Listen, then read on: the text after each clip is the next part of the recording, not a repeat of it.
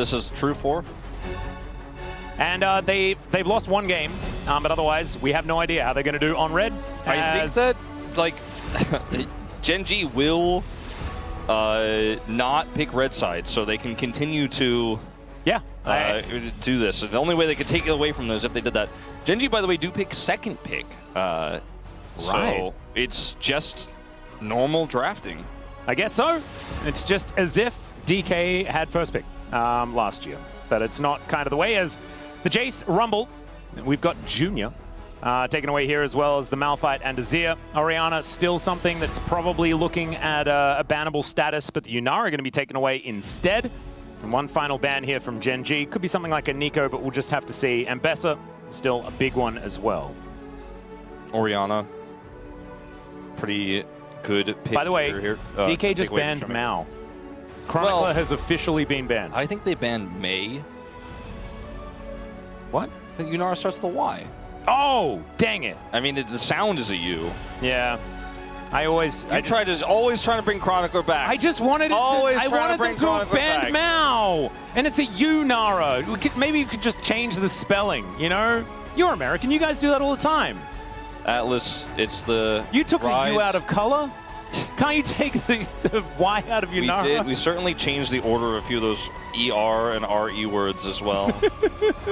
It is looking like it's going to be Rise Talia. But maybe it's Rise Talia Vi, which feels better. Nope. Canyon says he's playing Xin Zhao. Well, it's not exactly awe-inspiring. However, it'll get the job done, as Ruler has been a pretty dangerous Varus player over his career. As Lucid thinking about a Jarvan. Jarvan Rise feeling like the DK flavor that we've gotten used to. Now, the sacrifice that D+ will have to make here, I mean, they have to make a choice between splitting their bottom duo or going for a blind top laner. See what they decide to do. As playing into Varus can be really annoying when you split your bottom duo, and it means the enemy team can really mess it up with the second ban phase. What about Ambessa? Ambessa feels quite strong here, but we don't have the Lulu to empower it just yet, and there are a lot of matchups Keen, I think, would feel comfortable playing into it. They're going to split the bottom duo, though, and play the Ezreal in... Oh. Corki instead. That's going to be the answer to the Varus. Corki does feel like the pick right now that pairs with so many supports incredibly well in matchups like this. You know, Corki Nami, Corki Bard. Has been doing a lot of winning. Nico. Oh, God. He's thinking about doing it again. He will actualize this pick. Imagine if they had picked Nautilus instead of Corki. It would have been so sad, but there is the Anivia one more time. And last time Chovy played this, the game looked unplayable for his opposition. We'll see whether he does that again here. That's all right. Into the ban phase now. Probably some supports that are going to hit the deck, as there are still a lot of dangerous ones. I think is the one you are most afraid of. Yep. I don't think Alistar really empowers this composition that well on the D+ side. You also don't have your own support, so you could just try to, you know, basically kind of cut the supports in half, or leave the supports here and say like, well, you can have one, but we'll leave everything open so we can have a good answer. They take the Nautilus, so they're not banning a range support at all. And I mean, with Varus into the Jarvan, just having that extra point and click to kill the AD carry, or even the Anivia, is a wise choice, a wise ban. Yeah. And I think the Nautilus ban is actually kind of interesting, given the fact that Nautilus just hates being into Anivia in any way, but wanting to avoid that trouble in the laning phase, as the Renekton going to be taken away here as well, focusing more towards the top side are DK.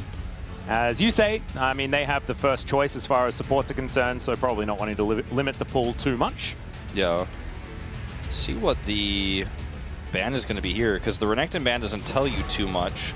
That's what I expected to see. The Nico, which is the scariest of the champs to face with Corki, does go away. Renekton is banned. Says they probably want to play something that's a little bit less aggressive in lane and wants to just be a front line. Poppy is taken away now as well, which kind of an interesting one. I think Poppy is not very good at the moment. But does certainly do a number to Jarvan. Jarvan doesn't really like the Poppy very much. That's true. And the ultimate can just warp team fights, especially when you have already a lot of zoning control here. So now we're going to find out what that support pick is going to be. You have to imagine, I don't know if they necessarily want to blind here. They'll get the Bard. They ban the Nico, they leave the Bard. They have pick priority, they get the Bard. And so in response here now, you know, their options are Nami or play some engage with this Jarvan. Like, they could play Leona, it will not be a fun lane. This was, I think, not really on the cards for me because I thought they needed a little bit more oomph in the lane, oomph out of the lane was something that can impact team fights more. But if they go for the Ambessa, that kind of solves that problem. Works well with the Jarvan. They have Realm Warp, and the Karma wins lane. I can kind of get behind it. Yeah, I don't mind it. I actually like the idea of like going for a little bit of lane control towards this bottom side. With the Corki, you already have a lot of power, and LeBlanc's support would certainly be one of those options. It is kind of a thing. We saw it hovered in the last series. Yeah. It was something that Showmaker, in fact, played in the season opening, if we remember. I don't like it that much in this comp, though, because it is so risky. It's an Nami. Okay. This is something that has been rising in popularity, but wasn't normally what we'd see picked last year. Tidal Wave can certainly help out, though, as Keen is thinking about playing something weird, but double circles is probably the most scary, and that is going to be coming through here. We talked about the blind Ambessa earlier. My first thought was going to be Keen just playing Gwen into it. He opts into this choice almost every time he's given the opportunity to. He really likes this matchup, and it is a strong one for the Gwen. A lot of magic damage here on the side of GENG, but not a lot of options to itemize against it for D+, so it doesn't really matter, I think, in this scenario. Really strong side lane pressure here for GENG. Insane wave clear, and also range. On the side of D+ Kia, you really just have to get into the back line and kill Ruler. That is the game plan. The Corki feels really good in comps like this because he can Valkyrie in to follow up. It is insanely powerful. It's kind of like budget Kai'Sa to a certain extent with this type of draft. Has a really strong 2-item spike. The Nami can both help pile on to the engage. Works well with Cataclysm, but also can be used as a peel tool to keep Keen at bay, for example. So I think both drafts are really good here. I'm very scared of Chovy's farming late game Anivia. There's a bit of a big bird. The Baron with Duro Horse at the head. That's so too good. Cursed. Oh, that is phenomenal. That was not appropriate for broadcast. We're going to need a zoom in on that next time we're loading into the Rift for game number 2, but we still have game number 1 to go as GENG with Chovy's Anivia. Let's see whether it works out once again as we get onto the Rift.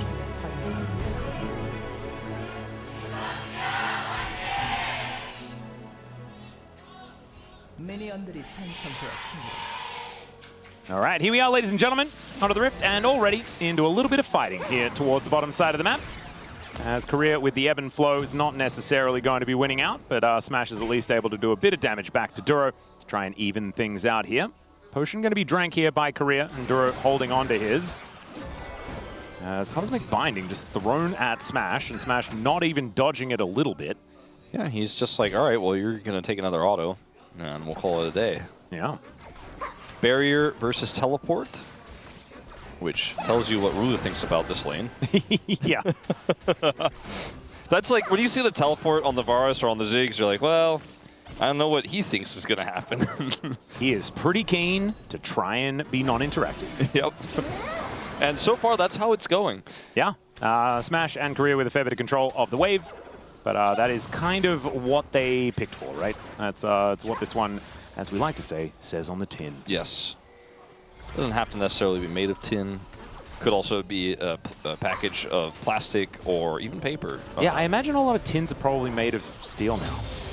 You know? Well, I mean, that could be a bit wasteful. Wait, or is that do you have to call that a can? Have I been calling tins the wrong thing this whole time? I think a can cannot be a tin at any point, and a tin... But wait, a tin can is a thing. Yeah, that's what I mean. Yeah, like you're right. At any point, yeah, it could be a tin can, yes. So not all cans are tin, but are all tins cans? Yes. I think so. I think we can I'm very reasonably confused say. now. I would prefer it if we just spoke about something else. Talk about the game casters. That's what I'm going to go for like here. the rhombus of containers. Please don't say rhombus. I don't like rhombuses. I'm already like a little bit confused because I decided that Yunara's name started with a U because I was so excited about Mao being banned. Still there. That's the position I'm still at. As Chovy looking a little worse for wear, but Showmaker actually ghosting back to lane after putting his tier together. It's a bit of a cute one, making sure that he can start that stacking as quickly as he possibly can. And Lucid now moving over towards this bottom crab. Top one will be going over to Canyon most likely. As we can see, he is just rotating up there as the smite does come on through and Lucid goes back home. At this level of play, we don't have any 3 to 5 minute scuttle shenanigans. Not this time. No levels 3 ganks. Ooh, Showmaker wanting to deny his former jungler a crab. You know what? Will succeed. I mean, the rotation over from Lucid is coming. We're going to have a bit of a 2v2 here. Wow, that Gatling gun sound was really cool. If only that I liked it when it turned off. When it was finished. It's okay when it makes the sound while it's shooting. We had a really good discussion with the one of our observers, Kisun, about that during the break. Former Pog Lab extraordinaire. Yes. Well, who's to say he's former? He could just be inactive. That's true. Inactive Pog Lab extraordinaire as Duro has to use his heal to avoid dying. Cosmic Binding does go wide as Ruler tries to offer some damage back, but Smash and Korea feeling pretty happy about how this one's going so far, and Duro may actually have to leave again. A little bit unfortunate here. Oh, double scuttle. Quick little start here for D+ in terms of getting the jungle farming underway. You can see he's half a level up on Canyon. Yeah, Lucid actually having a very good time at the moment on the Jarvan. Teleport from Shiu to come back in to match Keen. Close game. Ruler stops his back. We'll look for an extra wave. And he has TP, so he can opt for things like this. Yep. Oh, slow TP. Chovy hates slow TP. The turtle port. Oh, it's the worst. People were like, you can play Ghost. He's like, I would never. Not a chance I lose any farm. But maybe if he was reminded that turtle port's really slow, then he'd prefer to Ghost. But maybe not as a Nivea, whose movement speed is not often a selling point. No, despite having wings and flapping in the running animation. Yeah. It's not really catching the air. I suppose because they're kind of fragmented, they just don't have a lot of lift to them. Yeah, it just doesn't quite work. Quite heavy, perhaps. Maybe because she's made out of ice. Well, this skin looks like it would have a little bit of extra movement. That's true. Maybe you should get extra movement speed. I remember that skin used to be banned because it gave you an unfair advantage, considering for some reason. But it has been fixed since. I don't know whether it's like it was an unfair advantage or whether it was just like the auto animation was just that little bit too clean. Like it was barely an advantage, but it was. Could be. I remember that skin was illegal though for a while. As Lucid goes in, gets a knock up onto Canyon here, audaciously charges and avoids the Aqua Prison. Now it's a Cosmic Binding for Lucid. And Korea should be able to keep him safe. Gets over towards that control vision as Ruler is being held in place. Smash, massive combo does come on through there as we've got Showmaker and Chovy fighting towards the top side, wanting to come down and join this 3v3. Not to be the case as Showmaker does have his ultimate available, but of course can be stunned out of it by a Flash Frost. Very, very slow pace in this game. Both junglers just kind of babysitting. When I heard about the changes to bottom lane, I thought this is how every game was going to look. The junglers were like, well, I'm going to watch you. It's like the Spider-Man meme across the river. Yeah. You're here to babysit your bottom lane. Well, let me tell you what I'm here to do. The same thing. Yeah, they've just both got 2 kids, and they're both just at the playground, and it's just... They're at the kids' cafe, yeah. They're just playing on the other side of the rooms from each other, and no need to intervene. Every time the supports get a little bit feisty, they go push them apart from each other. Yep. It's like, all right, don't be silly. Don't embarrass your parents. You know, there's a lot of onlookers. You can't be... Please stop getting Smash's barrier. He doesn't like to use it like that. Well, he hasn't, so he's probably okay for now. Oh, public execution towards his top side as she's looking for the solo kill. Keen, couple more autos, but Keen turns it, never mind. Showmaker comes in and saves the young man in the top lane. And that really looked like it was not going to be close until Keen stacked it up. Yeah, and then it was looking like Keen was just gonna win. If Keen actually just killed him and Showmaker wasn't there, like if Showmaker was like, oh, I guess you got this and started walking back down, oh my that would god, have been yeah. so sad. As we'll watch it again. It's really just about the ult here from Shu, getting a lot of value. Not to mention that needlework missing. Second one also. Third one hits. Oh. That stacked Q is kind of insane. Yeah, just ludicrous amounts of damage, as well as the Conqueror really putting in a little bit of work towards the end there, which allowed Keen to survive that one extra hit. Man. Showmaker had a small CS advantage before that happened, so even though Chovy got the plate and pushed in, he is only like a wave ahead, and Showmaker obviously has the gold lead because he was able to pick up that first blood, so... Korea is getting exhausted, as Duro just wanted to press a button. I hope he feels better. Spellbook. Take a rest, man. Just walk back to lane. Yeah, well. Walk it off. He's certainly a bit sleepy now. It's, oh no, oh no! You can tell Chovy is upset. Did you also see how sheepish the zoom in was? Like, even the observers are like, that's Chovy's CS, man. Should we even do it? Yeah, might have like wanted to do an alternate pan there. I'm proud of Jonas Strong that he did commit to it, because of course he is the man who does zoom in on cannons being missed. You know, it was Kisan that did it, but I don't think so. I think Kisan's on replays today. The way the Anivia flies, kind of bizarre, you know? She's so close to the ground, you would think she'd want to rest. Yeah. On the ground. And often you don't get much of an updraft when you're that close to the ground. Exactly. Well. It seems a little bit weird that you can sort of glide. Is going to start this. Chovy is in the area. They're looking for a play topside. They cancel it, though. Yeah, Keen actually has the needlework back up, and Shiu doesn't have his ultimate, and so he's just dead. Solo Bolo over to Keen. Very nicely played. And now GENG, Chains of Corruption do go wide, but they still manage to take down that dragon. Duro now magically journeys his way out, but Lucid not going to get stunned up here, as there is the boat flying out. The tidal wave not really going to connect, as now Showmaker in a very unfortunate position, does have to flash to get out of the way of Canyon, as now Lucid, he's looking to exit. DK looking a little bit uncoordinated, but not punished too much for it, but this is the problem. The fact that Keen just gets a solo kill on the Gwen, he is going to become completely out of control. Yeah, and they're not even done here on this bottom side. They want to push further advantages here. The big issue is that there's two ultimates missing for D+ in this exchange. One is Shu's, and Showmaker knows the cooldown. He knows he needs to probably help him out there. It's faster cooldown for Gwen's ult. Ends up going up to the top side, but doesn't have his ult, so can't actually realm warp to save him. And then the dragon is being lost on the bottom side. Showmaker shows up there. He's like, well, I got to try to impact this play on the bottom side, and then is just promptly engaged on and has to flash and ghost, and then does nothing, sadly for him. So it's a big loss here. As look where Showmaker is on the minimap. He's like, I can't get there, sorry. They need me on the dragon. But he doesn't have realm warp, so he's trying to get to the dragon fight. Oh, man. And he unfortunately is unable to save the dragon fight. And Keen there just pressed buttons really good, and Shu just died. Just nothing really more to it. Shu does manage to get his Eclipse together, so that's certainly good news. But a 400 gold advantage for the Gwen is going to be a difficult thing to mitigate, outside of the fact that there is an item completion here for Shu as he makes his way back up. So Keen probably wanting to go for a bit of a reset before he does go for any more of these jewels.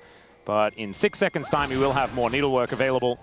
But you can see, certainly respecting Shu now that that item has been purchased. Gotta say, the Goddess would cry if she saw this composition. 4 tiers, man. My goodness. There could even be up to 8. Yeah, what about Fimbulwinter Ambessa? Oh, I mean, I suppose it's even possible to get more. There you go. All right. Chovy is just, he's having an Anivia time now. Got through some of the more awkward parts of this lane, got a tempo advantage around that dragon, and he's like, all right, well, I'm just going to clear waves and not interact with you. Look at the bot lane and mid lane. Like, everyone is on basically the same CS. It's kind of ridiculous. Yeah, it's crazy. That's the tier effect. Yeah, there we go. Well, Smash with a Tide Caller's Blessing is going to take that and use it to destroy this minion wave. Needs to get all of them if he wants to stay in touching distance with all of these other farmers on the map. The top lane doesn't look too impacted by that play there from Keen in terms of the control over the wave. As we're having a bit of a scuffle. When Becomes Lightning goes wide, so does the Cosmic Binding. So DK, a little bit of a cooldown advantage for a moment, but think that is going to not last too long, as in goes Lucid, in goes Canyon, Cataclysm, and Flash out from Lucid. And Smash takes so much damage there. Chains of Corruption held onto here by Ruler as well. So GENG looking dangerous right now. Keen throwing out the needlework once again. Misses a bunch of those buttons as now Shiu looking to try and turn it. There's the public execution. He's got one last one. Let's see whether Shiu can actually fight this. The answer is no, as he is going to back away, respecting Keen, even if he hasn't actually completed his Riftmaker just yet. He has the item advantage, but there's just no way. He doesn't have enough damage to kill Keen there. And learned a lot, I think, about that last Q in the first kill that he helped Showmaker get. Yep, would agree. And decides, okay, you know what? That's the best I can get. We're trading ultimates here. Does have to opt to use his ultimate to make sure that Keen does not get a superior trade, so I think it was the right choice. But kill pressure, but off the cards. Could try to get this Crystalline Overgrowth, but it's too risky. In fact, not going to get it, and also possibly going to be too risky. It's Ambessa though. He has just dash and then do more dashes, as there it is. There's a knock-up on a Canyon as well, who's delivered backwards. Duro throwing down the Tempered Fate, locks up a couple. Shiu not quite able to answer too much, is out. He will go. Showmaker makes his way in though, as now Canyon gets his Triumph proc and actually keeps himself alive. The flash forward from Shiu, but there's the Cosmic Binding to hold him in place. Big ol' shield thanks to that Eclipse, as now Showmaker realizing with Chovy making his way in, he is probably dead, and tells his young top laner just to save himself. It's a really rough exchange there from D+. It looks so good at the outset. But because Duro is up there, Ruler is left alone down here on the bottom side of the map. So it's not a freebie here for GENG by any means. They had to use a lot to get this win on the top side. And so at least on the other side, Smash is a big benefactor. As Shiu is buying a ton of time, look at the run up here from Lucid. His buddy is going to show up just in time. This Tempered Fate, it's hard to say, really quantify the value of it, because obviously Lucid is in stasis at that moment in time. That really helped them kill him faster, but it buys enough time for Showmaker to come up. The problem is it takes so long, especially with that extra sidestep there by Canyon, that Chovy then gets involved. They wanted to clean it up faster before Chovy got here. Keen survives. And again, they get plates on the bottom side, and some farm is denied from Ruler. But at the end of the day, a big win, I think, for GENG, who also have control of this Dragon for the moment. Yeah, Lucid is going to walk up, though. Let's see who's going to be able to win the Smite fight. It is just going to go over to Lucid there. Locks up the Cloud Drake as into the bubble goes the Xin Zhao. As Wall is put down, Lucid in a lot of trouble. He's just dead. Does survive for quite some time and actually gets a lot of his health bar back, but still not going to be enough to save him. This is a huge win, though, for D+. Like, the pendulum swings back because they get this plate up here, maybe even a second one. They got the Dragon to even things up. And it was a 1-for-1. And it's just an even trade. They also got the teleport out of Keen. Like, Keen teleporting there is why this set of plates is going over. Shiu gets to keep his, and this means Chovy has to go clean it up there on the top side. So a lot of tempo gained back here for D+. Gold lead still GENG's, albeit slight, as the smite timing here is, okay, hold up. Yep, meanwhile in live, we have a very dead Chovy, or at least a very egg Chovy, until he's a dead Chovy. It's going to take a little bit of time, but there it goes, and that is a kill over to Shiu. The Ambessa being able to pull back that gold advantage that Keen had over him as well, as we're spawning some voidlings and taking down some plates. The Shiu Ambessa timeline, was kind of the same thing, and it was his best pick early on in his career, and it's looking really good in this game, despite the fact that he miscalculated that one time. Ends up getting some resources here, and they're playing through him. As speaking of Shiu, yeah, he might be in a little bit of trouble here, I might add, as Canyon does go in. He just wants to get out of the way. Yeah, dashing is something that this Ambessa can do. Tempered Fate will be able to hold him in position, and the attempted juke is actually going to work to his detriment, as gets a bunch of shields, but still snip, snip, and down he will go. Turret falls on the top side of the map, though. That is going to be first turret blood over to DK. Yeah, I kind of feel like this doesn't really bother D+ all that much. Showmaker is also going to try to get this first initial plate here on the inner. It is a Gwen that does have a strong split push here on the other side, so it's not just going to be that first hit that is the big one. I did not know that's how this started. That is very sad for Chovy. He just wanted to know what was going on. He knows, though, now, so I guess mission accomplished. Just wanted to try and stop the back, but unfortunately had to get in range of that public execution. Really nicely played there by Shiu. Thought they'd caught him shopping, but he had not. Showmaker now picking up the wave towards bottom side. He's 1,000 gold in the lead, actually, on this Rise. So the race towards the Seraph Rod of Ages is being won by the Rise for now. Yeah. The gold lead for Keen, and also now he's going for this Dusk and Dawn build. We're not seeing this really at all. Now we're seeing it every time for the Gwen. I think is very strong. I think people are starting to realize how powerful and how potent this item really is, but he is going to continue to, without any intervention, take the turrets off the map. You got 3 plates on the inner and the bottom lane, representing a lot of the gold. Really, the only massive gold lead here for GENG is his. So he is the most important member. Try to use side lanes to get this Anivia to a safe and stable spot and get the Varus to be more relevant.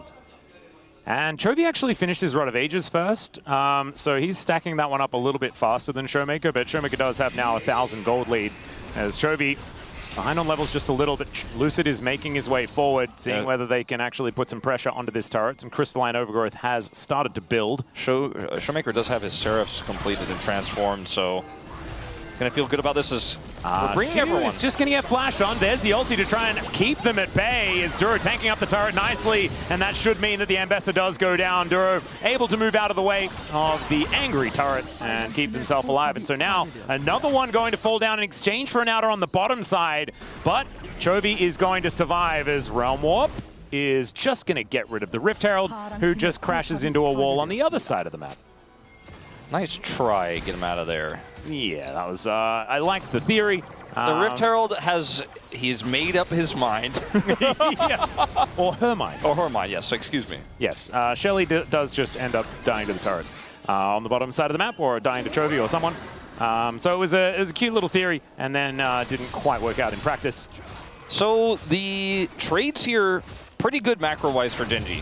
You know, we keep trading on opposite sides of the map, but GENG are getting the better end of this over and over again, and this Gwen is such a threat so early that it's really hard to imagine that D+ will be able to continue to keep pace with her later on. And this Ambessa, which is a big threat, is a whole level down. So, I mean, in terms of what this composition is trying to do, so the threat maybe a little bit less big is what I'm getting at here. And this win for Showmaker in terms of the mid-race might not necessarily matter all too much when we get later on into the game, as they'll pretty much have parity. I'm interested in how this fight's going to go. The first Ocean Drake of the game, as it is another Ocean Soul. We've had a fair few this week.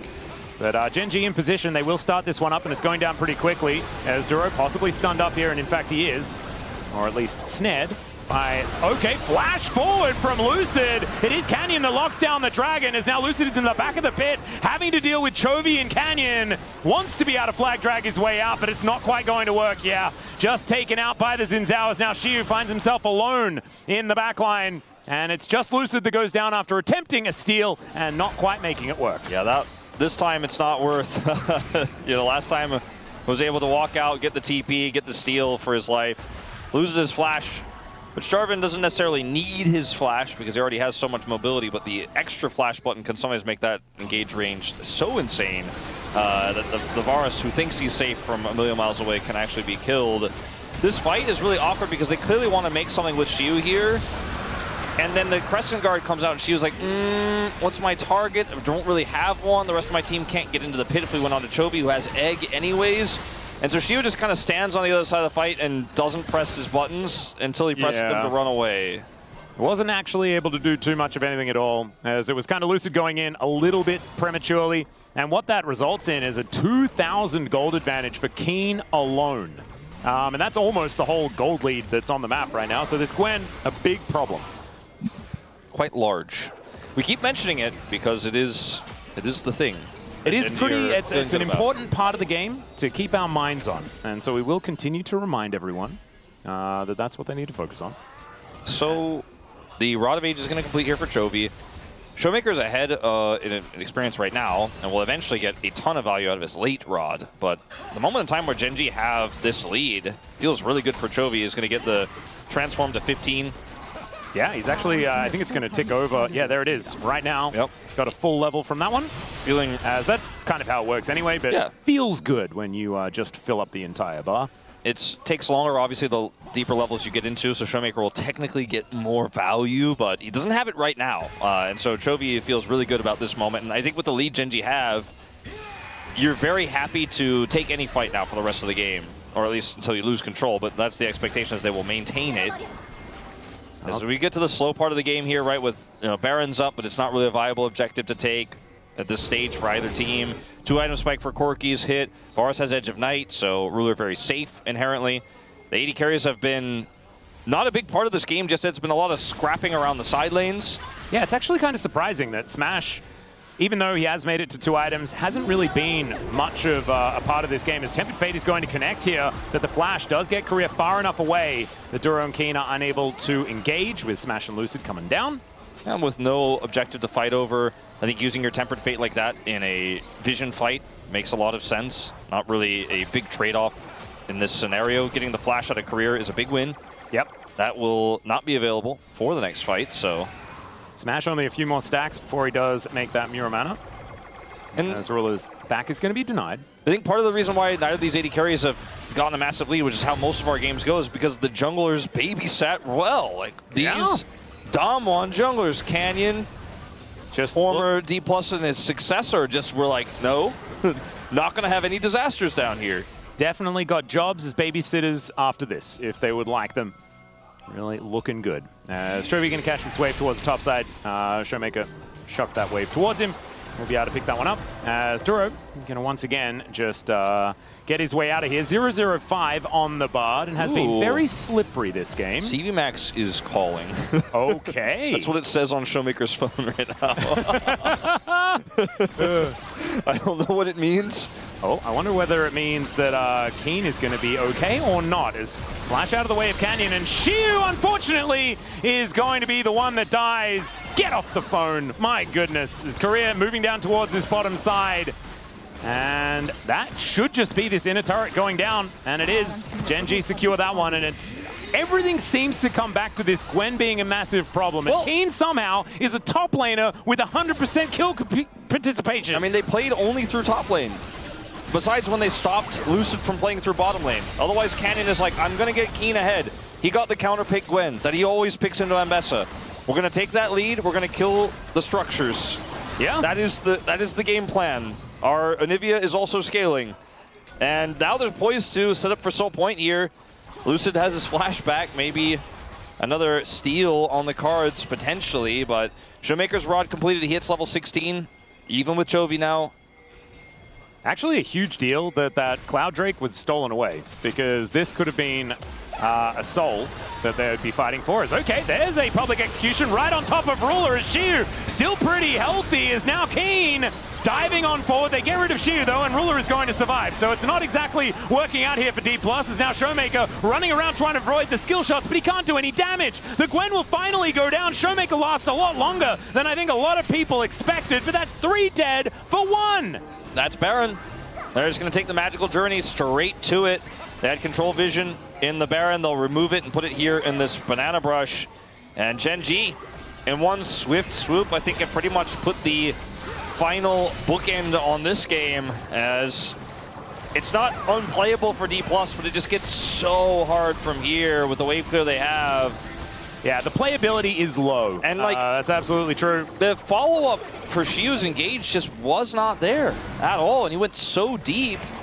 And basically maximum range on his ultimate that if you try to chase Ruler there, it's not going to work out, as they will eventually take this dragon down. A little bit tankier on this patch, but it will get taken out nonetheless, as we'll see what CV Max had to say. Yeah.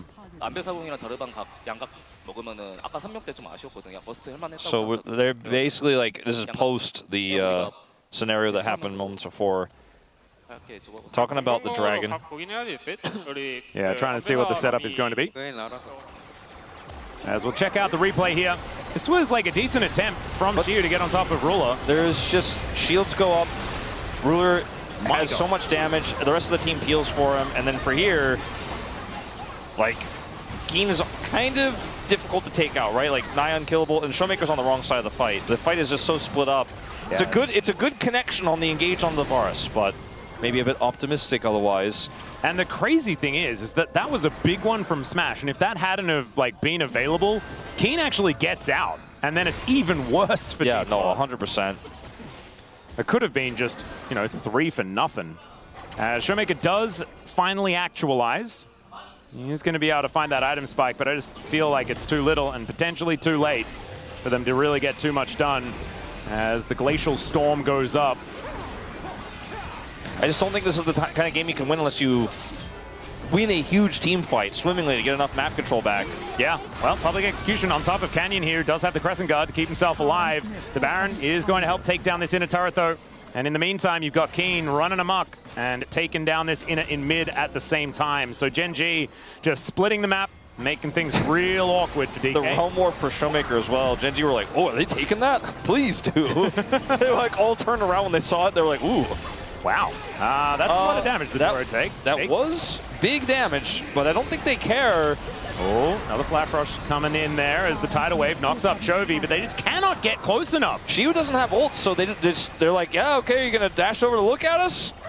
And this is the problem with being a short-range composition into an Anivia. You just can't really do anything. No, and Showmaker is just trying to clear the minions as fast as possible. I mean, there's only 30 seconds left of this Baron. They want to have a successful defense here of their inhibitors, but eventually something's got to give. Yeah, Smash gets out of the way of the wall, and Valkyrie Keen useful here. Is going to require more than one person to deal with, and this siege is real on the top side. The next wave is coming through, and once that turret's gone, GENG and really put the screws into these inhibitors. And Ruler has been so frustrating. He's just always too far away for DK to do anything about. And every time they try and look in, it's a piercing arrow to the face. It's a hail of arrows over the top as now Canyon goes for the engage. Didn't really want to, I don't think, as he does have Crescent Guard available. Doesn't have to use it, although maybe could have to keep himself a little bit more healthy. Shiu's getting closer to having his ultimate back, so they need to leave. 10 seconds on that one.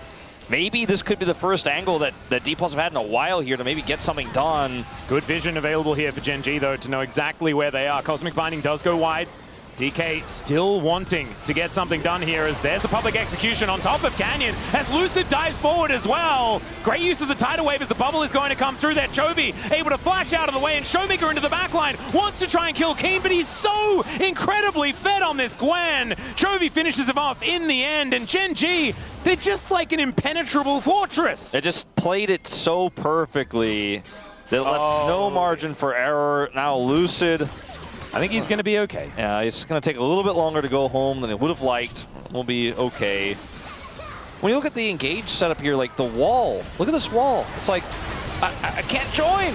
You know, Smash is like, I got to just try to do a little bit of damage to this tanky Xin Zhao. Okay, bubble goes on to Chovy, who has flash, and he has egg. So even if he did end up going down to egg there, they just don't really care. They just left no opportunity to D+, no angle, and then the vision you mentioned made it super easy to predict how that was going to go, and it was Canyon who started it all off. He has a GA now. Oh my god. 4.2 thousand gold is a large amount of gold to be in the lead of your opponent with. I don't think it's fair to say that Shiu did not pass the Keen test. I think it's fair to say that D+ Kia did not pass the Keen test. They did not. All 5. I would say that, I mean, they passed it at the very beginning, but unfortunately they then forgot it. You know how, like, you do, like, a first aid course, that is so that you then know first aid. If then someone, you know, has, like, trouble in front of you and you can't do it, then that's called failing, even though you have passed first aid. Yeah, you have certification. Yeah, yeah. It's like you're certified, but then you forget how to do CPR. It's, you know, it's still a fail. Kind of feels like they read half the book, and the questions they knew all those. That's why you don't cheat on the test. Don't cheat on the test. That's all right. DK back out onto the map now, as teleport is very short here for the Gwen. As Shiu goes in, so does Lucid though. Great Cataclysm as Tempered Fate to hold GENG in position, buying time for Keen as best they can. But Chovy going to go down as the Ambassador dancing around the fight. Canyon so close to dead, but Korea can't do anything about it. And he's going to get taken out. Into the backline goes the Jarvan. But why is Canyon still alive? He's super, super low, but does survive there. And they end up getting the Dragon here. It's going to be Soul Point. Showmaker did a ton of damage. He and Smash were trying their best. Chovy was blown up early. Anivia needs a little bit of time to actually maximize her damage, obviously. So that was the best, most favorable condition for a fight I think that D+ were ever going to get for the rest of this game. But it's still, unfortunately, just not enough. The wallets are quite heavy, as you have often said. As Shiu ends up getting the lifeline here as he goes in. This Tempered Fate buys a little bit of space, but then watch Chovy just instantly blow up, and Showmaker does massive amounts of damage. Baron being taken by GENG alive. Look at Canyon's health bar! Yeah, and he may be sundering the sky a little bit on those final hits. And GENG are just going to take Baron by themselves. A couple of members there as, Canyon and Keen, pretty good at doing that one. When they end up living with Canyon, or Canyon ends up living there, with his GA, by the way, it's like, well, he had a GA anyway. Okay, I guess that's it. So I guess we just leave. Well, Showmaker, speaking of leaving, does get out of the way of the Tempered Fate. Cosmic Binding going to connect there. Nice work from Duro, but there's no one else here. So Duro is just being annoying. Succeeding, absolutely. Yeah. This is looking like it may have gotten away from DK. Just well, I mean, we knew the curse was going to just be 2-0 GENG. It was kind of interesting at the very beginning, though, you know? Yeah. And I mean, it's not over until it's over, but it's pretty close to being over. Yeah, I mean, the Nexus and all inhibitors are still alive. There you go. Maybe nothing else, really. The turrets, the mid-turret, argue is alive. You could say that it's a matter of time, but also maybe it's not. Smash hasn't died this game. You think it would take 2 or 3 autos from Keen to kill that turret with Crystalina for Yeah. Well, there's a public execution as Shiu dives in. They're looking to time it here as Canyon in a good spot right now. Showmaker. Chovy trying to dance his way out of there, but Showmaker gets a big old shield and it's just not enough. Both of them lying on the floor as now Keen taking matters into his own hands. Smash still trying to do the damage back as Keen will look a little bit low. But yeah, in trade for Lucid and Showmaker's lives, I don't think this is going to work because the teleport back in from Chovy is just going to net the end of the inhibitor turret in mid lane. And in very quick succession, most of these structures are going to be disintegrating right before your eyes. And GENG, I feel like this entire game was just about preventing DK from being able to play. As Smash will finally die for the very first time this game, right before his Nexus follows suit. That is going to be the delayed ace, and it will be completed. Nexus dies as well, and GENG, man, what a frustrating comp to play into, but beautifully, beautifully navigated by them. They had a plan. They executed the plan. The plan was to save counterpick for Keen, play through Keen, and then just take all the turrets away and explode the gold lead. And it worked. It was a very good, crisp GENG macro game. Yep.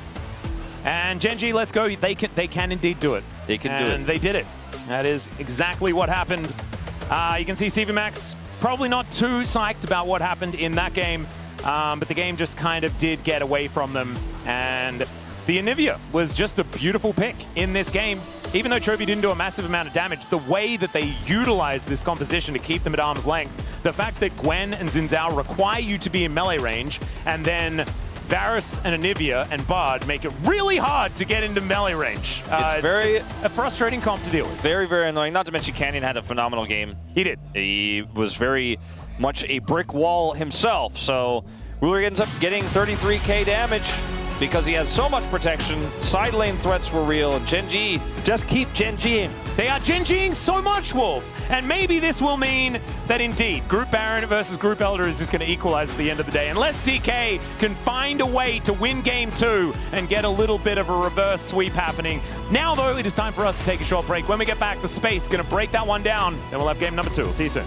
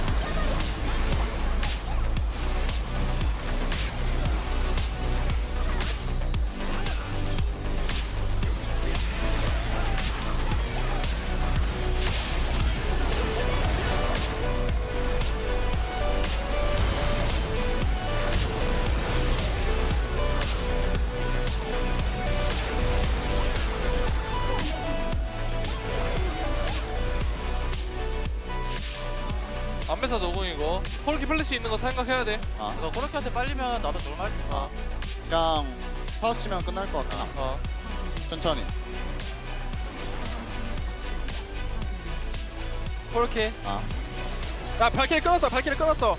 이거 봐. 네, 건배요? 이거 못 잡는데? 이거 못 참는데? 네, 따닥 됐는데.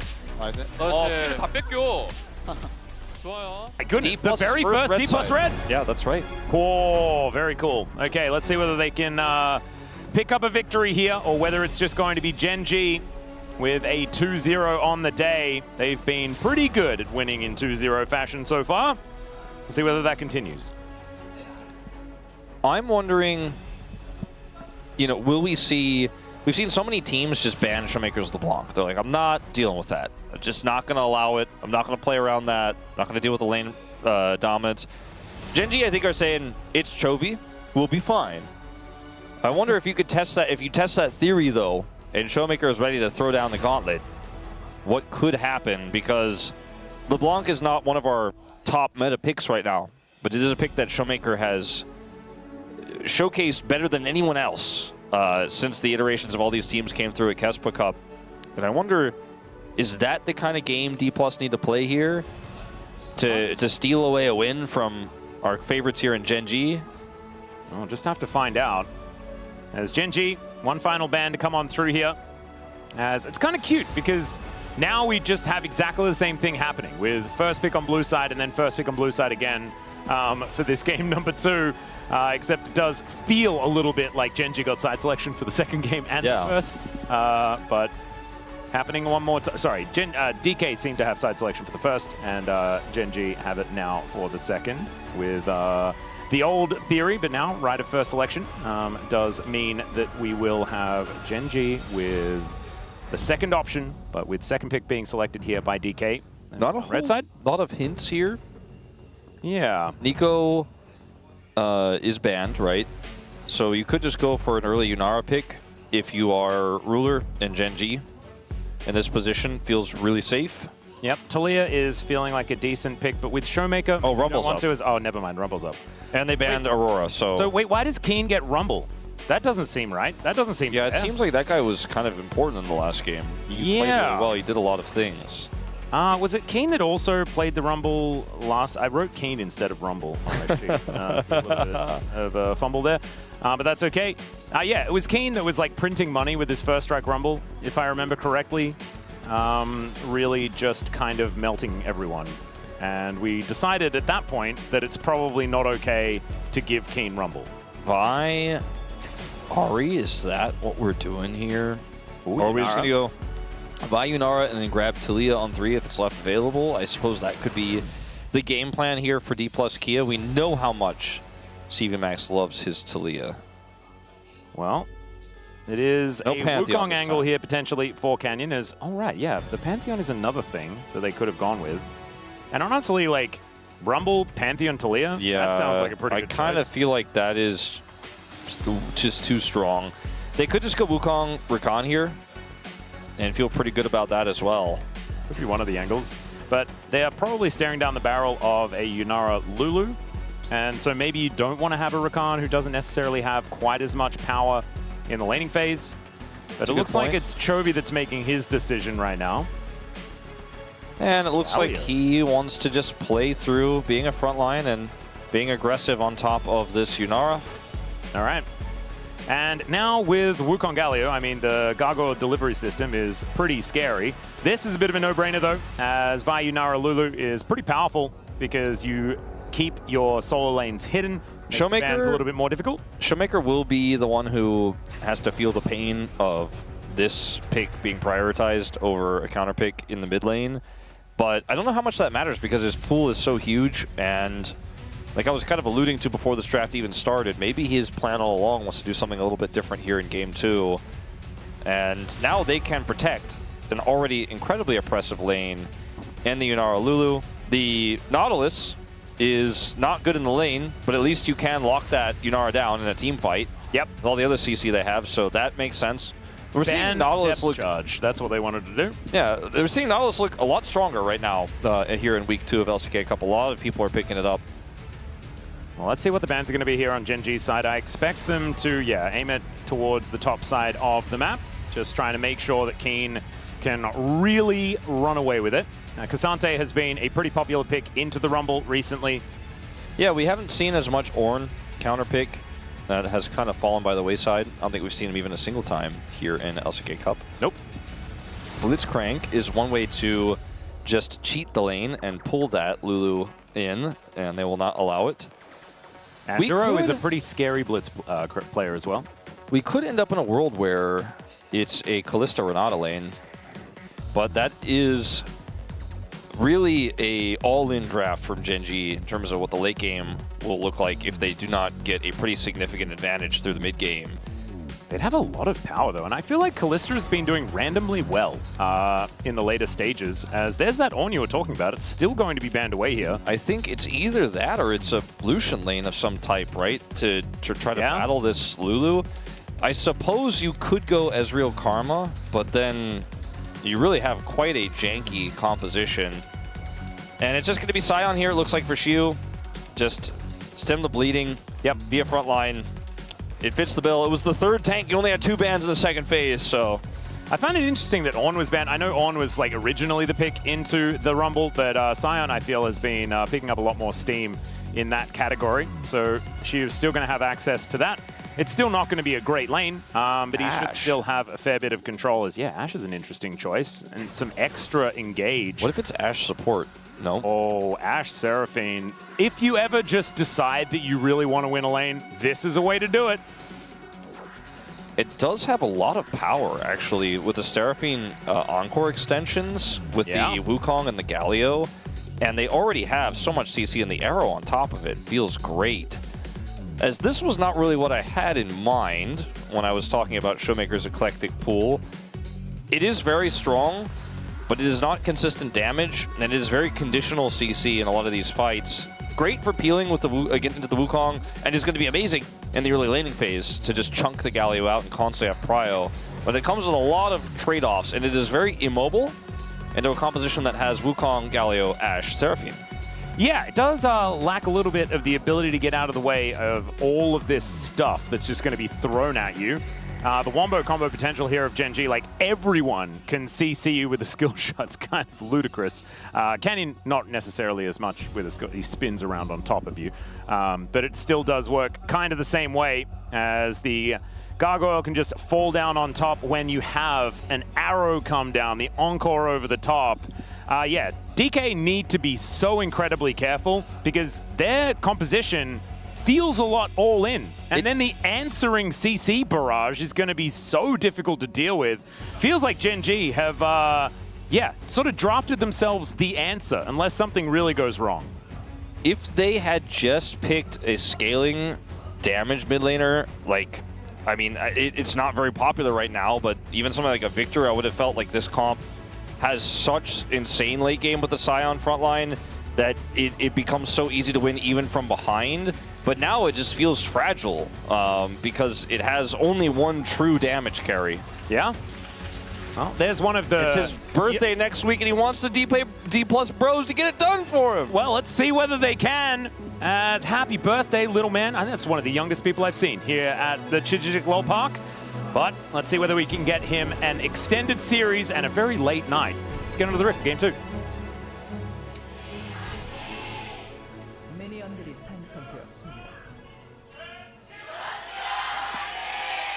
All right, D+ fans, very loud. As you can see, the GenG solo lane is hanging out together in the grub pit. Seeing whether there's any shenanigans to go on. Looks like nothing at all. Neither of them with much of an ability to get over said grub pit wall. Outside of the flash. Yeah, it's not going to be anything too crazy. Ooh, first strike here from Showmaker wanting to just put some money together. Yeah, this is the Syndra versus Galio where you're like, I'm going to throw stuff at you, and you're going to get hit by it, and I'm going to get points. Yeah. It's like that game in the carnival where you press the button and you have to shoot as many basketball hoops as you can in a time limit. Yep. And what you get done, then the next person has to compete with you, or you compete with them directly. But in this case, it's kind of Showmaker trying to get a high score in terms of winning this laning phase so he can take that into the mid game. because he is the one who gets the most value in the mid game if he is online. As Splinters obviously will get him stronger later, but he is the only way they can really set up mid game fights. Vi, Lulu is relatively strong engaged, but this is not a insanely strong mid jungle synergistic duo at the moment. In a lot of matchups it can be, but in the Galio it's a little bit tough to completely dominate here. But the Syndra is just going to continue to hit the Galio and annoy him. Yeah, that is seemingly what's going on. He's hit a lot of these Dark Spheres as well, as Scat of the Week is going to land at the same time. He's basically saying, your health bar is my bank, and I'd like to make a withdrawal. Yeah, and Chovy is using a lot of his health bar in order to stay ahead in farm, and is actually doing a great job at that.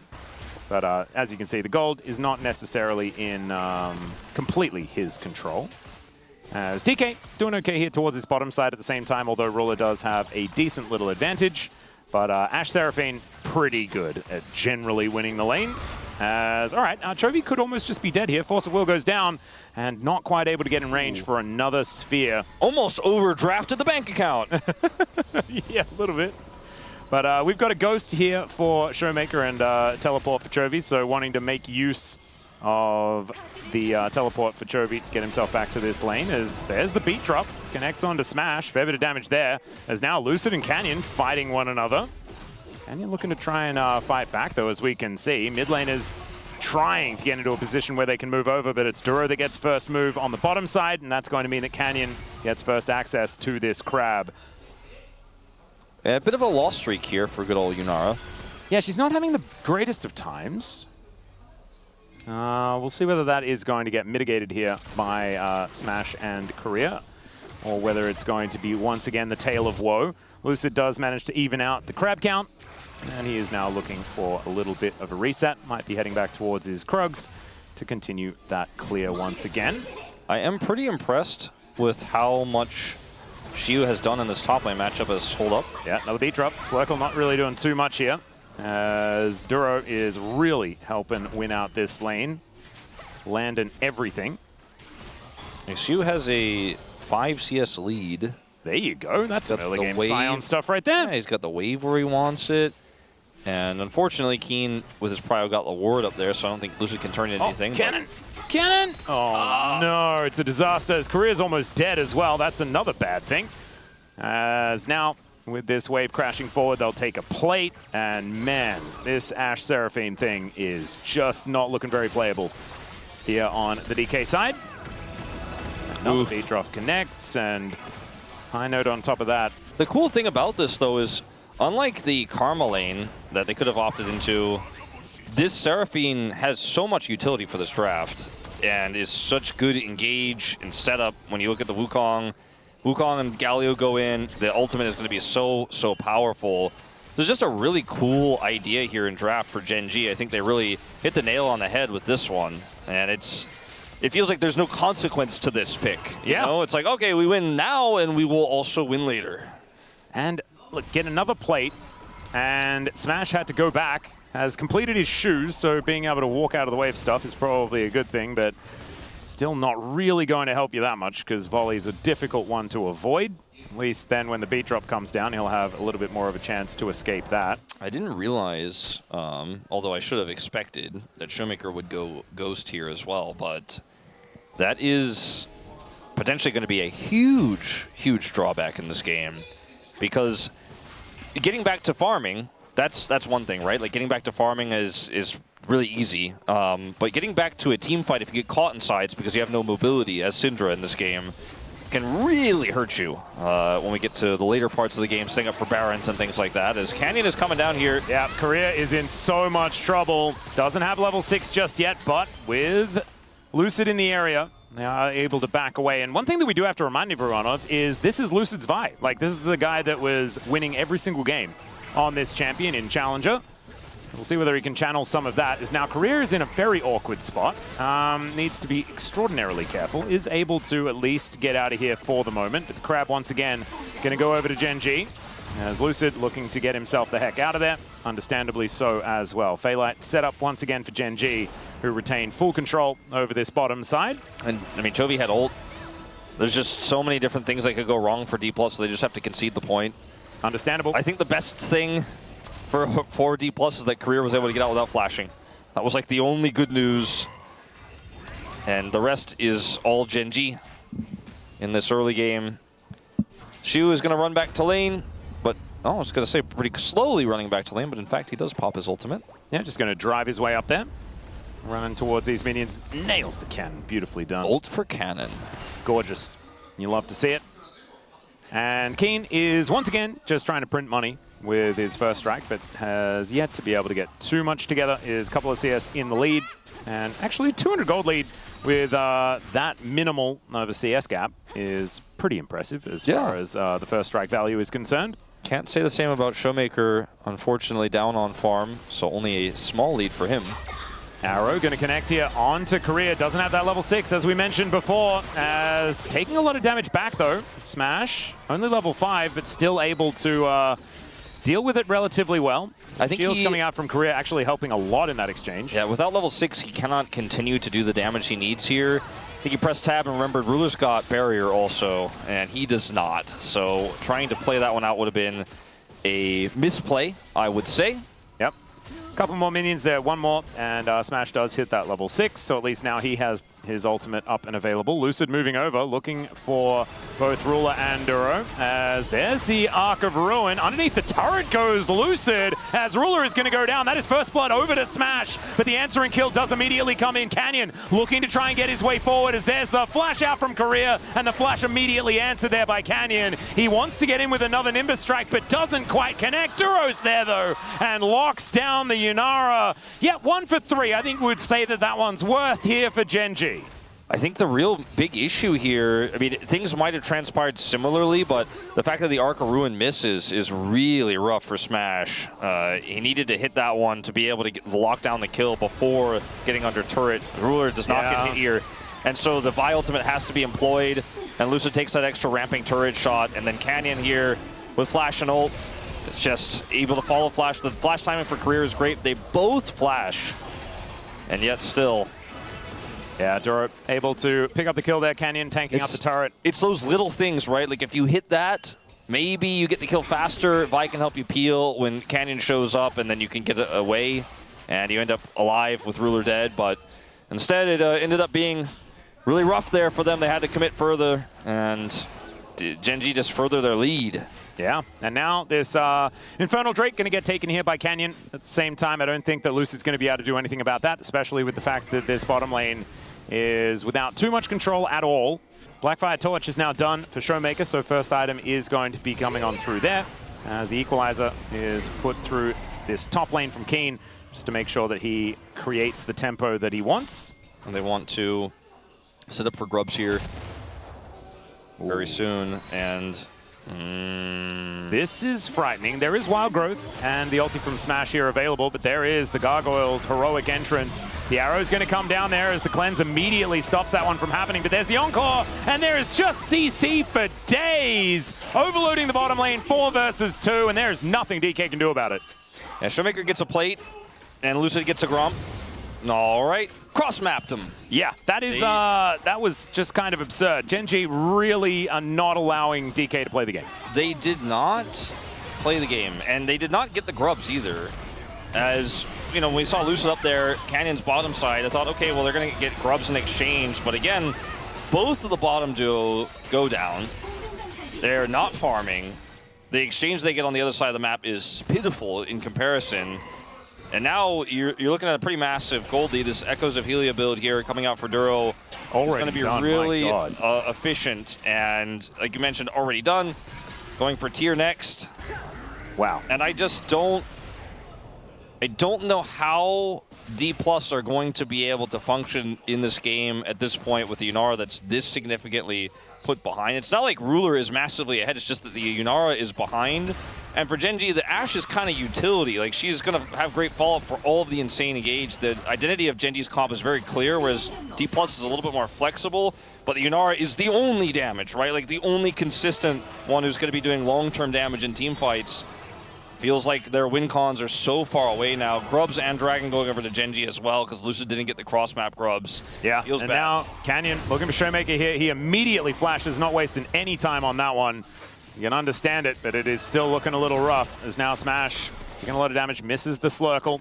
As Lucid trying to get in here, but Ruler without Flash is still pretty safe given the Enchanted Crystal Arrow. And so DK still just not really finding too much. Everywhere they move, GENG just seems impossible to take down. Canyon is maybe even giving, at this point, with his influence in this game, keen to run for his money for leader on Palm at this point. Like, he has done so much work in this game. He has been incredibly impactful. And he is leaving Keen by himself. He's like, this is about me. I mean, there's also the Duro factor, right? Had a fantastic Bard game and is now 100% kill contribution on this Seraphine. It's those guys. 2-0-3. My goodness. And, okay, let's see. Lucid can find the angle. Lucid dives in, finds the Vault Breaker, and down will go Canyon before he can do anything. Wild Growth onto Lucid to keep him alive is now Duro desperately trying to get out, but Lucid saying, this is my buy, and we will find a win here in this mid-game, and Lucid do manage to get something done. Lucid says, my palm. Yeah, I think so. Gets arrowed here. Yeah, arrowed randomly. I think they were trying to hit Showmaker so that Chovy could get something there, but just kind of Lucid Vault breaks into the arrow. That was very totally intentional. Was definitely not trying to get the Scuttle Crab. The Scuttle Crab just happened to be in the way of him saving Showmaker from getting arrowed to death. And actually, like, I think he did just save Showmaker there, potentially. I think so. Very funny. All right, let's have a look at this one more time. As, Lucid's just like, we are winning. This is so well coordinated, though, because look at Showmaker's follow-up as well as the Arc of Ruin from Smash with the ultimate procced. There's just no time to Cyclone. Cannot actually even press the R button before he's dead. And there's just no way to play the fight without that core there. Chovy doesn't want to ult into 4 waiting members, so he just ultimately decides not to go for it. The arrow attempt there from Ruler would have maybe given Chovy something back if it had hit Showmaker, but it didn't. And the top laner is just not in this game. And Keen doesn't need resources in this matchup, so he's like, yeah, I was your, attention. Like last game, I was the main character. Let's play through bottom lane. Well, this time around. He might get a little bit more important later on in this game, as right now, Shiu is still, he's starting to bear the brunt of a difficult matchup.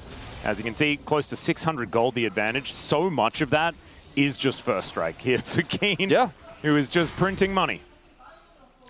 Showmaker printing a little bit himself, 2 assists on top of some of his first strike gold. Yeah, actually a similar lead for him against Chovy. The Blackfire Torch doing a fair bit of work. He does have cashback as well, Showmaker, so is going to be pretty economic in this game, and I think he really needs to. It's pretty big that Smash is able to get kill back in that exchange on the bottom side because he needs so desperately to rush to his 2-item spike and then be able to be at a playable game state when he gets 3. I think if D+ are going to come back here. Yeah, this is still a dire position, but Lucid spotting some vision here, but Canyon down here at the same time. Chovy there with the heroic entrance available. Every time the Canyon goes in, they have to be pretty scared. As now the Drake being looked at. Showmaker could try to join this fight, but I think they just have to give this up. And giving up Double Dragon always feels bad, but Lucid's in base right now. Does have Sundered Skies building very quickly towards the Black Cleaver, but doesn't quite have it just yet. They just don't have any way to say, let's get in there quickly and shut this down. It's not in position. They don't have the champs to do it either. And, I mean, this Dragon just goes over for free. Chovy's free farming in the bottom lane. And Lucid is going to try to start up this Herald. I don't even know if there was a contest here. They might be able to deny this. They're going to clear this wave real quick. I mean, he's doing it solo. And, in fact, you see he just pulled off of it. Cannot actually get the cross map on the Herald. Yeah, well, at least not without some help. Yeah, he does get even a little bit of a tap there, as well as Chovy will just comfortably take down this bottom outer turret. That is going to be first Turret Blood over to GENG at the same time, so even more money going over their way, close to a 2,000 gold advantage, as that one is going to fall. And yeah, 2.2 in fact. Yeah, I mean, he gets the bottom turret. They drop the Herald. They looked like they were going to group to contest it, but they decide not to, so Chovy just gets that for free. Doesn't have to TP into the fight. Doesn't have to expend his ultimate. And so that's 3 grubs over to GENG. They've got both of the dragons. And the Herald. Yeah, and is potentially going to be theirs. I mean, they are grouped for it now. Yeah, so DK have just not really been able to do too much of anything at all. Not able to get too much pressure onto any of these turrets either. A couple of plates have gone over to Showmaker, but I think the value has been there from Chovy on the cross-map plays. As Korea running pretty quickly as he home guards back towards this mid lane. But it just feels like another day in the office here for GENG. Yeah, Lucid is not really smiting the really big jungle things this game. No, not so much. And also probably not going to be taking this Rift Herald either. This is another one on the list. Yeah, well, let's see. Duro can deny them entry easily. Lucid is level 11, so he is pretty scary. And now Xiu is ulting his way forward. Duro might be his target, as there he is, able to crash his way in. That is going to be the steal over to Lucid, but is he going to pay for it with his life? That's the question. The Cyclone comes down. Scatter the Weak is fantastic as Lucid. He can flash the wall, but he's also got a Vault Breaker as Xiu is going to die. And I don't think the eye is going to go over to DK. Zombie Scion could have tried to get there, but instead, he is just going to be taken out. So it is just going to be the Rift Herald, just not allowed to play today. And D+ just not able to get these objectives secured. Sure, they smite it. We cannot actually secure the objective itself. And this engage is onto Duro, by the way, from Xiu. Watch the rest of the fight. What's happening that's relevant. Xiu's like, I'm keeping the Seraphine at bay. Well, Korea sort of just exploded. If Xiu perhaps had been on the right side of the fight, there might have been some leeway there for Smash to play through, right? Like he might have actually been able to kind of, you know, use his auto attacks right with the front line there and maybe try to get through the front line of GENG and maybe make that a little bit more playable. But, you know, Xiu just is unable to really impact that that fight at all with his ult in. So this is feeling a little bit rough here for DK at this point in the game. It certainly is. I just want to, I want to see some signs of life out of them, you know? I want to see, like, an idea of a play. There was, you know, a decent idea of, you know, Xiu get in there with the ultimate, try and make something happen around that Rift Herald. They did manage to at least secure the smite on it, even if the eye didn't come down, so they don't have to worry about Shelly running into any of their turrets. I mean, but it's still a 3,000 gold lead with GENG making every single play so far, is what it feels like. If Lucid ults somebody and Showmaker's in position to follow up, and the Career's in position to follow up and Smashes there, like we saw when they killed Canyon, that can work, but it gets tougher and tougher the further you fall behind. And when you don't have map control, making plays like that feel like pipe dreams. I mean, you can see here, Lucid tries to make one now. Yeah, here's another drive from Xiu, but this time, unfortunately, just crashes into the wall. Cyclone out from Canyon, not exactly getting too much value, as Lucid able to Vault Break his way out, as the Enchanted Crystal Arrow doesn't exactly get too much done. Korea Wild Growth himself just to peel. And then Keen getting into the back line, but Xiu is there as a brick wall. So DK, good defense, right? Unfortunately, a defense doesn't necessarily win you the game as Ruler almost dies. The Arc of Ruin, not enough though. And Showmaker avoiding the Winds of War quite nicely. And DK will be able to get away with their lives intact. It's really going to get harder and harder in this game. And Chovy! Chovy gets in there. Taunt is going to connect onto only Lucid, though, as everybody else able to flash themselves out. There's a teleport in, though, as Duro is going to die to the turret. Keen might be doing the same thing, but actually the turret hasn't got mad at him yet. It's Chovy that comes down on top and starts tanking it up. Xiu gets the knock up there, as Duro in trade for Lucid is it right now. But Ruler now trying to get a little bit aggressive. Slurkle comes on forward, but the Ashe pretty good at generally kiting the members of DK around. Yeah, this is I mean, it's a sticky situation, I think, is maybe an oversimplification of how D+ are going to try to come back in this game. The fact that they're the comp with the Vi, right? And it's a Galio blast coning in. It's a Mega Cone. That's the engage here for GENG, because they don't have their ults. Like, I think that's why D+ were like, yeah, we can stand up and try to defend this turret. They just didn't expect a Galio to fly into the back line. And, I mean, yes, Chovy gets knocked up here, but where's the follow-up? There is none. There is nothing they can do, really, in this situation. Yeah, and Xiu actually flashed for that. It's a little unfortunate that nothing really came of it. I just don't think this Syndra is working out from behind. They needed to be in control the whole time. They had that one cool play on the bottom side, but that has really been it. It's the composition that left me scratching my head a little bit, but the execution has also not really been inspiring just yet outside of the laning phase. And now you've got Lucid on a bit of a flank angle, and Xiu able to at least stand in front and be frustrating here as he gets a big old shield with the help of Korea. Ruler will still make his life very difficult. And Smash takes a lot of damage from Volley. Circle though doing some work, a Scatter the Weak just barely missing onto Ruler. As all right, Lucid off to the side. Dragon is angry at him momentarily. It's like, who do you engage on when their follow-up is on the other side of the fight, though? The problem is if you do engage, then you've got a Galio. Although Heroic Entrance is on cooldown, maybe this is an opportunity for The DK. Seraphine peel, though, as well as Ruler having flash. I mean, As the equalizer, Arrow is going to go wide. And so DK now not having to worry about very many ultimates at all, although there is an Encore and a Cyclone. But still GENG with control of this area. now as D+, you really have to try to find a target and commit all together. Well, Keen going to get knocked up. Let's see whether Smash can help take him down as the Heroic Entrance does come on in. And that is going to defend the Rumble, and they take down the Dragon. DK just not really able to answer anything that GENG are throwing out. And GENG's comp just is so good defensively, and they have map control, they have prio. Lucid wants to flank, but I think he should probably think twice. Yeah. Think twice. Rotating over. There is the taunt, and I think Lucid's just dead. There's the Encore. Beat drop comes on down, and yeah, Scat of the Week is there from Showmaker, but that's all he really offers, and it's just a dead Lucid. This composition is so oppressive here from GENG. There is no angle in. You're like, I'm Vi. Surely there's someone I can find. No, there really isn't, because the positioning is good and the defensive tools are there. This, I just don't even understand. Yeah. That was some Kanavi-like behavior right there. I think it's just a bit of frustration here from Lucid, wishing that he could affect the game in some way. Wanted to come on over there and smite away a Raptor camp, and it just didn't quite work out. So unfortunately, he's up to 3 deaths in this game. Black Cleaver is now done, but as you can see here, it's once again a pretty linear gold graph. Yeah, there was that little spike in the earlier part of the game, but otherwise GENG are just building this lead incrementally. And Cosmic Drive is now done for Showmaker, so 2 items have been put together by this Syndra. Just don't feel like he's keeping up in this game. He just Maker's done here for Chovy as well. What he can do in this game state is so significantly, like there's so many less options for him, there's so many less plays to make than what Chovy can do. He can aggressively look for a taunt play, he can walk up and absorb damage.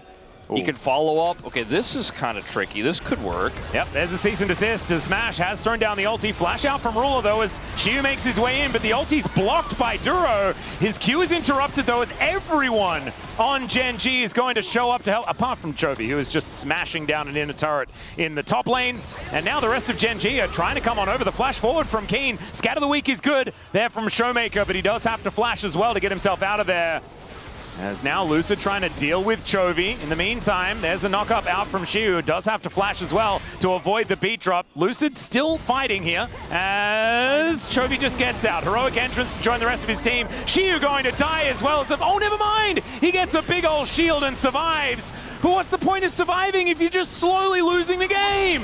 Oh, and there's the Cyclone. Maybe it's a bit faster than I would have otherwise thought. Both of the carries dead in the blink of an eye. And GENG are going to turn their sights towards the inner turret and possibly everything else. Canyon having a phenomenal Wukong game here.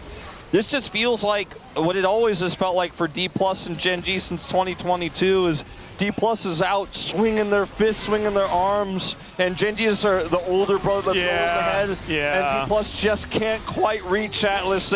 As hard as they may swing, as much as they may struggle, they can make no dents in GENG. They need to buy some like Wolverine claws or something like that. Because, yeah, okay, Lucid's going to go in and doesn't manage to get the steal, but he got pretty close. Canyon does not early smite this time around as the arrow is going to connect onto Korea, who is very, very dead. Xiu is also very dead. And Showmaker and Smash are just kind of left wondering what the heck they're supposed to do this game. It's a 10,000 gold lead at 25 minutes. You know when your clothes are wet and you're going to hang them up, but first you got to take them and squeeze the water out, wring them out to dry? Yeah, you're not supposed to do that. You can really affect the shape of the clothing. Well, I think the clothing is D+, and I think they want to affect the shape of it, Atlas. Yeah. I think they want to leave some wrinkles in this game. Oh, God, Canyon. Look at this. And Career has to flash where he is dead here as well with the follow-up Seraphine ultimate, the Encore. We talked about it in draft. It works so well with Wukong. This is just a phenomenal draft. I think this is a draft gap. As far as I know, there was no ward in here. Lucid is just blind, and it was close, but, I mean, that's just a desperate play. And the arrow hits the flashless Lulu. The follow-up is there. Chovy's on the flank. D+ can really do nothing in this game. And I think Lucid, He knew it even before he died on Raptors that this game is just not playable. This draft has no win cons anymore. It was already hard to play out, but after the Ashe Seraphine got locked in, just felt like DK then had zero answer. And once we were loading in onto the Rift, they're like, well, what are we supposed to do? And it's so hard. And this is sort of back-to-back. GENG just having beautiful drafts in response to what DK want to do, as Korea is going to be out of McHale's himself very nicely. The equalizer goes down, scatter the weak there on to Keen. But even if there are some nice answers, in goes Lucid. All right, here's the Hail Mary, the heroic entrance. It comes down as Smash trying to keep himself safe. They take down Lucid to start this off, as it is going to be a kill on Darula. They find one. Showmaker able to get something done, as now Smash throws out that Arc of Ruin onto Chovy. Not able to find too much more, as these harpoons from Keen took so much damage. It is going to be a 1-for-1, and when you're really far behind, a 1-for-1 feels all right. Feels like the best you could ever hope for. And they really threw the kitchen sink at Ruler there. I mean, it's still going to be Chemtech Soul. GENG also gifted like a ton of ultimates over right before that happened as well. Yeah. They like went in and missed the Seraphine ult, and then the equalizer was dropped just for Siege. D+ had one opportunity there. They seized one Ruler. Yeah, and that's about it. Chemtech Soul now put together. It saves the, you know, inhibitor turrets. Like, I think they don't get a kill there. The siege continues, and I mean, this is the moment I was talking about, right? Career gets caught, Seraphine ult misses, and then the equalizer is extremely low value, right? It's also onto the minion wave, so it helps them siege. But those are tools that GENG don't have, and Lucid gets on top of Ruler. Arc of Ruin is there. Everything is used defensively that they have left to keep Ruler alive, but it's just too much damage here coming out from D+. The trade comes through. Yeah, she also a fantastic ulti to make sure that Chovy wasn't able to just keep control. Not sure what Korea was doing there, but he was probably trying to ward, and that's really, really hard in a game like this. And so he is just going to immediately get punished. It's still an 11,000 gold advantage, even though DK were able to go even in one trade. Okay, they might be up. Never mind. It is just going to be a Vault Breaker. That's all Lucid can really risk at this point in time. 20 seconds until Career is back up again, as Shiu is just going to getting damage rained on top of him. My God. Ruler just doing a lot right now with the 3 items he's put together already. And I mean, 3 items on Duro as well in this game. Yeah. As the diadem into Moonstone. He's so much a monster. healing. There's the flash taunt here. Gets a lot of flashes out of DK. Shiu is going to show up as well. Smash trying to get some autos down, and is actually able to get a little bit of work done as Chovy's interrupted. This might be a kill, as there's that Arc of Ruin that you were talking about before, but the flash in from Keen, the Inar overstepped, and it's a heroic entrance now from Chovy. Scatter the Weak is fantastic out of Showmaker, but I just don't know whether it's going to be enough here, as DK are circling the drain, and despite their best efforts, the gold lead for GENG just keeps on increasing. Lucid trying to catch this wave. He will be able to buy some additional time here. They need to buy time for Smash to respawn, otherwise this game will just simply end.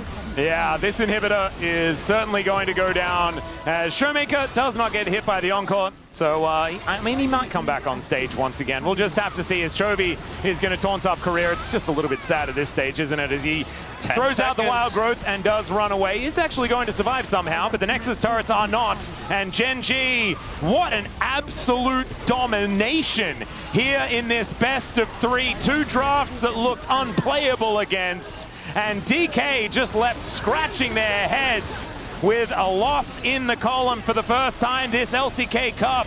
GENG remain undefeated. The streak continues. The 5-game split between Elder and Baron continues. History repeats itself again. Is that 3 days in a row now? I know that so. Wednesday was a 6-gamer, so it's 5-5-5. All right, we'll see whether Sunday is going to do the same thing or whether we're going to bookend it with some 6-game bangers. But GENG, my goodness, looking absolutely immovable today. I think I really want to give it to Delight, but I think I have to give it to Canyon. It's really tough. You can't give it to Delight. He was in the last series. Oh, sorry. Give it to Duro, though. Duro. Delight was a former GENG player, which is why I've said his name, I think, twice today now. I think him or Canyon, you're feeling pretty good. I'm feeling like I'm going to give it to Or Keen. Keen's all right, too. I already did give it to Delight earlier, in fact. So he's trying to give it to Delight again to see whether that's going to work out. I do think that so many of these GENG D+ series have been so close. They've been so interesting, even when GENG looks like they're way better than D+, because we've seen some cool flair out of the drafting in D+. Like even when Canyon was on the roster, right, we'd see like Karthus jungle in that series. You know, you see something you've never seen before. But today it felt like it was GENG who was pulling that out, and D+ ended up with some drafts. In Game 1, the draft was fine, but GENG had a really, really strong one.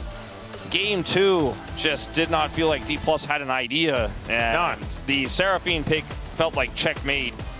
And we've seen this from D+ before, where the wind kind of goes out of their sails, but this felt like no matter what they did, GENG were always getting more. Like they got first blood here towards this bottom side of the map, but then everyone else kind of dies. It's like DK were going for something, but GENG always had the perfect response, and that was what made them so good, was what made GENG go on that undefeated streak, because it just felt like you had to put in more resources than you had available. Like every single time you tried to take him out. Both Duro and Canyon had just a phenomenal series, right? They were the ones who went topside. This was insane. They were the ones who went topside to get Keen ahead in Game 1, and in so many of these fights, you're going to watch how well they work together with these ultimates, how good the positioning has been of Duro, how many catches, how many follow-ups he had. And this feels like this champ is made for him. Duro was a player who was like iconic on Blitzcrank. You know, we've seen a lot of other weaknesses from him, like the Pike, but suddenly an Enchanter god today? I guess so. And there are like, his Bard performance was so incredibly good that like, he can go on the list as another one of our Bard guys, right? Here in the LCK. And when he debuted, he was like, I want to be the next carrier. It's kind of looking like maybe that's him, because carrier played like Lissandra support. You know, you've got the debut of Seraphine support here for 2026 coming out from Duro. Both of them in the kitchen making things happen. As some giggles here out of GENG as they finish off the Nexus here, looking absolutely fantastic in the LCK Cup. See those damage numbers. It's pretty high for Ruler. He had a lot of, you know, like I was saying before, kind of holding D+ at bay. GENG just kind of outranging, and they eventually just held D+ down, and Ruler kept punching. Yeah. I mean, now that you've mentioned the like palm on the forehead, holding them at bay type thing, like that's all I can see. That's what this comp basically was. Precisely what happened. Yeah, it was frustrating. Like I'm not even like necessarily like, I really like GENG, I really like DK, but I was frustrated on their behalf, as Kane is going to pick up player of the match this time around. His Gwen was the main character in game number 1. His Rumble was fine in game number 2, and I just like Kane, so I'm happy that he got player of the match. Yeah, we kind of reversed it today. We went for the big game 1s being heavily in the it's like non-recency bias. Yeah. He didn't die on Rumble. He was given no resources in game 2 and still had a pretty big impact. Yeah. I think his Gwen game individually was great, but he was also set up for success by the jungle and the support, who also had a phenomenal game together, like in tandem, really, in game 2. So that's why I thought it was going to be one of them. But yeah, I think that we've probably got some analysts waiting alongside on the space that are a little bit frustrated that Duro didn't pick up the POM this time around. But I imagine it's probably going to be a bit of a mix as far as where the votes go. Bottom row, probably mid. Yeah, I'm mostly interested in where Soup and Chijijik went for, because that's the most interesting to analyze. They went. I always just want to know. They did? I mean, I didn't see it. Do you think so? There's a lot of superstars on this team, you know? So, like, it's hard. Like, remember that year where, like, Canyon just got every single POG? Is true. That did happen.